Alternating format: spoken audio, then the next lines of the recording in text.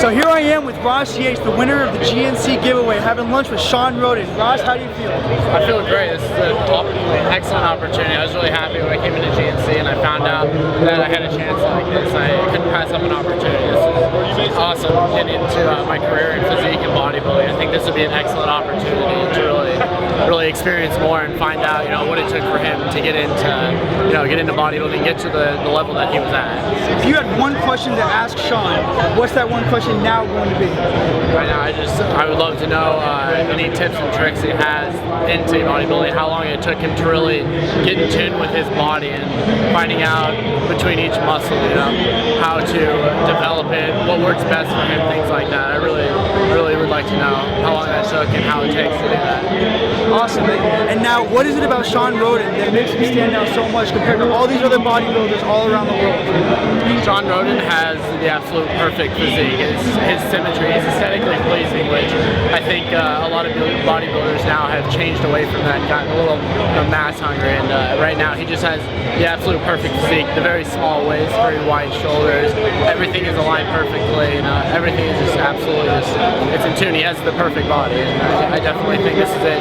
This coming Olympia, this is it for him. Awesome. Now, let me ask you, how and when did you discover Shawn Rhoden? Take me back to that time when you first came across him and knew that he was your favorite athlete. I actually learned from my friend Blake, who just recently got his pro card in the INBA. He was telling me about him, definitely told me to look him up, and the first time I ever actually got to see him was during this past Olympia right now when he was able to take third, which I think was excellent. And as soon as I saw that physique, I was just amazed at how perfect it could possibly be, and how you get your body just like that. That was the first time I really got to actually see him see him posing and everything. I was astonished. It was perfect. Awesome. So there you have it. Ross Yates won the lunch giveaway with Shawn Rhoden. They'll be eating in a couple minutes as soon as they get doing some signings and photo ops. So congratulations, Ross. I'm really happy you guys got to have lunch together. All right. I was a soccer player and a swimmer. I got dragged to the gym and I hated it. Remember the second day I cussed my cousin out so bad when he came to pick me up. I was like, dude, you done lost your damn mind. Like, I never felt this kind of pain before, Right. And I was like, nah, it's gonna get better. It's got 155 pounds. It's gonna get better. I'm like, no, it ain't. And it's a big difference when it's like a player as a forward, so I stand with the last defender. Never had to run, just gotta wait for the ball and swim. As a swimmer, as a backstroker, jump in the pool, yeah. Yeah. Start lifting and it's like, what the hell is this? It's good, right? Once it started to hurt, it's looking bad. But he kept going on, man, it be better, man. Every day was like, it gets much easier, That's a lot. It never gets easier up to this day. But I kept going, and I think 3 months into training, he goes, you should do a show. And I'm like, oh, what? Imagine 155 pounds, but hey, you should do a show. And I was like, what the hell can I do? You should do a bodybuilding show. And I laughed because, you see guys from magazine, and then you look at yourself. You see guys from magazine, you look at yourself. You're like, no, do a show. And it was right up until the night before the show. We were sitting in the gym, and he goes, man, you should do it. And I was like, all right, practice my posing routine that night. Yeah. So I did like the show. I've been to like 3 already. All these guys are like, what the hell am I doing? 155, he goes, nah, I'm a teenager, don't worry about it, it'll be okay. And the funny thing happened, I'm backstage, and the announcer is talking, and you kind of caught up with everything that's going on. And the announcer said, let's get this show on the road. And I ran out on stage. Somebody said, Shawn Rhoden. And you can hear a pin drop. Because everybody was like, what the hell is going on? And I'm looking going, what the hell is going on? Like, where's my music? And he was like, this guy that's very, that wants to get the show started. Let's go. And that was like the breaking ice for me right there. Because it's like after that, I'm like, let's go on. Right? But I went out and I won, and I was like, oh shit, great. Okay. That's summer I did like 6 shows, and I won. I'm like, man, this is great. I remember going back to school, to high school, and they're like, hey, what did you do this summer? I'm like, I did this, you know. Like, you're bodybuilding? I'm like, yeah. I've been 55 pounds, you know. I want to be a bodybuilder, you know, bodybuilding, but you know, that moment seemed as though, you know, there was maybe 200 competitors in the show, and to see that I was able to win the entire show kind of motivates you. You know, it's like, I can really do this. And like, I want to do this. You know, so I stuck with it. Might as well, right? Hell. Yeah, I was able to see what's going to happen. And I went on to doing the Team Universe. Did great. And 2002, this I was going to the Nationals. 2 weeks before National, I ended up with food poisoning. So I just could not bounce back. Like, I remember we were going to Texas. Actually, he called me and he goes, so man, how do you look? I'm like, I look like shit, bro. He's like, I haven't been able to eat in days, just drinking shakes, you know, just to maintain something. I was as flat as the wall. And he's like, so you still want to go? Like, oh yeah, we already paid for this trip. Like, like, that's the worst thing that could happen, you know? I was like, and the worst part was every show that I've ever competed in, I've always been one of the last 2 guys on stage. I went to Texas Nationals, the first ever Nationals, and yeah, I can kind of stand again. You know you look like crap, but like, maybe the judges don't see it. You know, one, I couldn't make weight, and I'm standing there, it's just like first call out. Oh, not me. Second call out, third call out, and just what happened. I was like, hey, I'm just enjoy myself. Just like doing something else. So when I was excited, and the prejudging, Dexter Jackson walked up to me and he was like, hey, what happened to you, bro? He was, I saw you last year in North America. You look great. I thought you were going to be a pro. What the hell happened? And I told him, I was like, I had food poisoning and I wasn't able to bounce back. He goes, listen, man, you just need to go eat whatever you can. He goes, the problem is that you're not eating enough carbs right now because you need to carb up. Yeah. And I went downstairs to the hotel lobby. I was eating waffles, I was eating pancakes, I was putting syrup, everything. I mean, and next morning I woke up, I looked fucking phenomenal. And I try to remember everything that I ate that night. Because I'm like, you know what, my next show, I'm going to eat the same crap. Because when you wake up, and when I went back to the friends, they were like, did you look like this last night? I just started, you know, I was trying to eat just a little bit because I didn't want to get sick. Yeah. Whereas my body was like, okay, come on, I need more. Carb stuff. After that, my dad got sick, I took 7 years off where I was stuff at the gym, stopped dieting, and just gave the break. I was like, you know, I don't want to do this anymore. And I went to watch a show just like this. I was sitting with some friends at the show. And I'm looking at these guys on stage and I'm like, man, it's been 7 years. These guys still look the same. It's just bullshit, you know? And they're like, really? I'm like, these guys are competing in the same weight class when I was competing. I didn't really change that much. They're like, no, they're bothering the same. Like, why are these guys still? Like, 7 years, you should at least put on a couple of pounds where you're a lightweight or a middleweight. And I was like, man, I can beat these guys that you train in a couple of months. They're like, yeah, I'm like, good, that's about time. I went to the gym and I killed myself for 7 months. And I went to my first show. And I remember backstage pumping up for prejudging, and the guy goes, why is the guest supposed to pump it up? I'm like, what is he talking about? He goes, aren't you the guest supposed? No, dude, I'm competing. He goes, oh, shit. I ended up winning, and they're like, North America is 4 weeks. Why don't you do the North America? You can be a pro. Again, I didn't want to be a pro, to be honest. I wasn't even thinking about being a pro.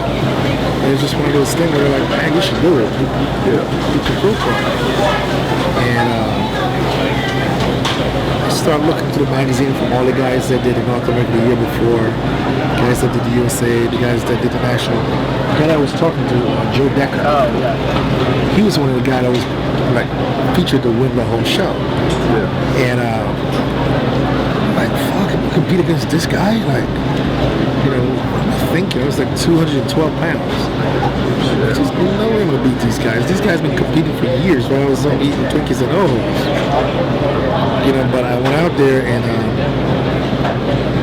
you know, first call out, I'm like, oh, man, this is great. Got to pull us back. And he just reminded me about this. As the first 5 guys that call out, that pulled us back, and I'm wiping some oil off my hand, and I turn around, and I look. I'm like, why are those guys back out? Like, did the judge forget my number? You know, start freaking out. I'm like, oh shit, this is not good. This is not good. Like, I turned my back for a minute. And the guys were like, dude, what's your problem? I'm like, what's my problem? The judge forget my number. They're like, no, dude, you're gonna win the whole show. You know, I'm gonna win the whole show. I was like, those are the guys I was just out with. They called them out. They go, exactly. You won the heavyweight. Like, you're gonna win the whole show. And I'm laughing, dude. Yeah. Because I'm like, there's no way. You know, you saw this class? I mean, this guy named Miguel, there was Joe Decker. I mean, all these guys have been competing for years. Doing the USA's, the Nationals, and the North America. Me, I haven't set foot on the stage in 7 years. So my expectation was, let me see where I fit in. And when in that, it was like, I'm turning pro. I was driving home. People were calling me, how do you feel to be a pro? I'm like, dude, I don't know. Like, what you a pro? I'm like, yeah, but I don't know. How should I feel? You know, I felt as if, yeah, I did great. You know, I'm driving home, and they told me I won, but it hasn't like sunk in as yet. You're like, okay, you know, let's see where it's taking us. So, but I've been doing it for a very long time. And I've done all the do's and the don'ts and all the mistakes. And learned to make corrections of those. So going into my first show, what would you say? Any tips?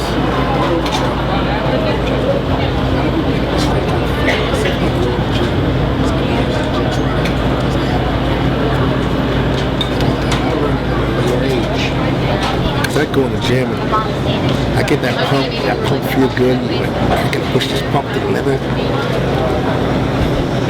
Like, hold on a second, what am I doing? You know? Why am I in the gym for 2 hours training chest?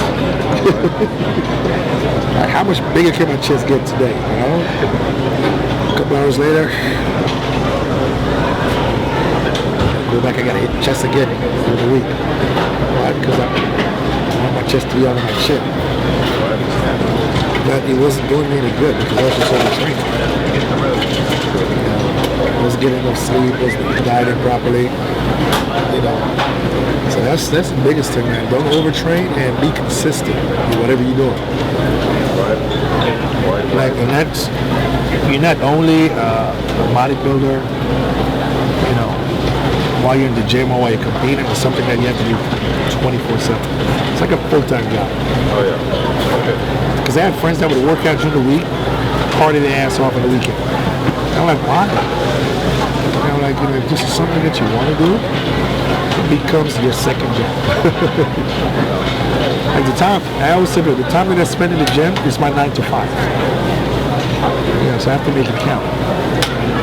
Even though it might be 45 minutes, it might be an hour, it might be an hour and 15 minutes, but that's my 9 to 5 when I'm in the gym. And you put everything in that little time that you have, and when you leave, you know, your food gotta be correct, you know, you gotta be, you know, preparation is key. Hey, have all your meals ready. You know, so you end the road like, he's like, hey, I'm gonna hang out with you today, man. What we got planned? He's like, man, we got this. He went in the house, he could get his food. He's like, crap, I'm hungry. Like, oh shit. Like, what do I eat? Just start looking around. I'm just gonna grab a burger. He's been eating clean all week, but there's that one little mishap right there. Everything goes downhill. And a guy told me, he goes, man, I always eat clean, man, but every time I hang out with my girlfriend, he goes, she want to have a cupcake, she wants to do this, and then it's like, for the rest of the week, because that's the only thing I can think of. I need something sweet. Yeah. God, yes. So it's a temptation, you know, if you're not prepared. You start looking around trying to find something that's not necessarily what's on your menu. You know, so just be prepared, man, and you gotta stay focused and consistent. I learned this from my mentor, Mr. Yanni Schamberger, Mr. Universe. I'm talking the Mr. Universe. Nice. It's a big universe. 3rd place at the Masters Olympia. First time I ever went to the Arnold Classic. We woke up at 5 o'clock in the morning. He had a schedule. Because we're going to wake up, we're going to have breakfast, we're going to get dressed. He had me write a bio, add a picture, and we went to every... I didn't visit the Arnold Classic. I might go this year, actually. I'm going to tell you this, okay? Imagine about 100,000 people that weekend. Just about every supplement company, nutrition, whatever you want to call it, is in that building. We went to every single booth. I had my little envelope with my bio, my picture. Hi, my name is Shawn Rhoden. Or you go, hey, this is my protege, Shawn Rhoden. You go speak. And my little folder with everything that I've accomplished, my picture. Talk for 5 minutes, my 5 minutes pitch. Thank you all for your time. Went to the next booth. Went to the next booth. I thought that was finished. It was time for me to take a nap. I didn't want to see anything else because you're tired, you're worn out. But you know, we did that every single year for like 3 years. I'm still an amateur. But he was like, if you want to be a professional, you gotta act like a professional. So treat this like a job. You know, so if you want to go far or further in the sport, like now's the time. Even your local GNC, half the GNC sponsor me when I was 16. Because they're persistent. I walked there every day and bugged the owner. I was like, listen, you know, just want you guys to sponsor me. I don't want any money. I just need products. Why? Supplements are very expensive. He's like, what are you going to do for me? I was like, I'll come here every Super Tuesday and put a lab coat on, educate people on the products that you have. I said, I'll get my own shirt printout that says, Shop at the Shop, GNC, 13th in Pennsylvania. I was like, I'll wear this shirt in the gym, wherever I go. I did it for 3 months until I guess he just got tired of it. He was like, it's like, you're not going to give up? I'm like, nope. Why? Because I know that my products are very expensive. I didn't have that money. He was sponsored me for 3 years.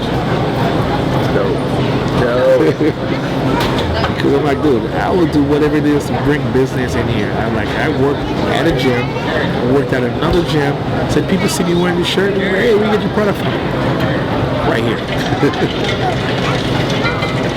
So now you gotta be persistent, man. Get your face out there. I had a dentist that sponsored me at one point. Well, everybody wants to see you smile, right? That's right. So I told her, I was like, listen, I will train you for free. You could use my face in your hand. Not saying that I look good, but she's like, okay, so you'll train me, and it's a no-brainer. She's like, I'm gonna pay somebody $80 an hour, do your personal training 5 days a week. Yes. Nice. You know, she just bought a face for some personal training session. Your chiropractor. Hey, you know what? Advertise that you get me straight. Wear your shirt. You can use it in your ad. I'll give a testimonial. You say that you straighten me out. Free advertising for me. Well, you get a sponsor. It might not be much. You get a sponsor. Picked up a couple of small sponsorships like that. Next thing you know, that's money that you didn't have coming in. And a lot of people wants to see the big bucks. We were just talking about that last night. It's the little one that keeps coming. The residual income. We talked about that the other night. It's residual income that keeps coming in, and basically you're not doing anything for it that you wouldn't be doing in a regular day-to-day. You went to the gym to train somebody. Let's go. Schools are in at 5 o'clock. Why? This is good. She's gonna pay for all my supplements. Right. That's a big lump sum of money right there, which is supplements.